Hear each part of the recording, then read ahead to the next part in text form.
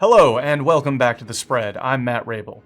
Due to the coronavirus pandemic, virtually no events are happening this year. So we decided to host our annual education event virtually. This week, JLN hosted a modified version of our MarketsWiki Education World of Opportunity event online. Despite the pandemic, it was another successful MarketsWiki World of Opportunity, or as its acronym spells out, WOO.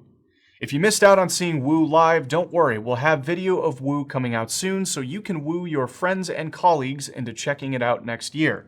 And until then, you can read our coverage on the event written by Tom Thompson, Suzanne Cosgrove, and me on johnlothiannews.com.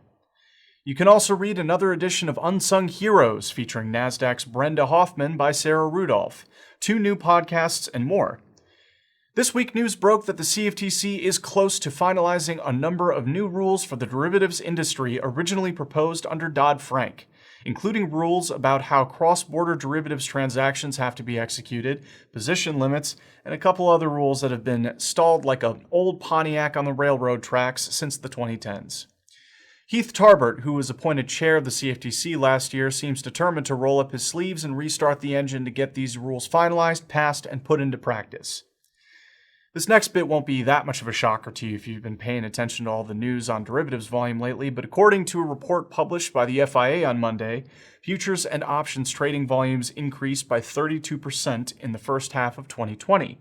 The report also said that 21.9 billion futures and options contracts were traded during that time. Fun fact, according to the report, exchanges in the Asia-Pacific region showed the biggest increase in trading volume, followed by North America.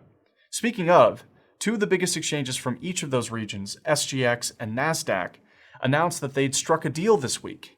Despite the tension throughout the Asia-Pacific region from the ongoing trade war between the US and China, the 2 exchanges announced a revised framework that they hope will streamline things a bit when it comes to trading between those 2 regions.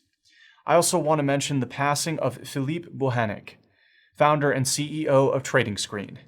Philippe was a pioneer of electronic trading even before the word fintech became a thing, and he was a friend to many in the industry. Our condolences to his family. That's it for The Spread this week. Stay safe out there, and happy trading.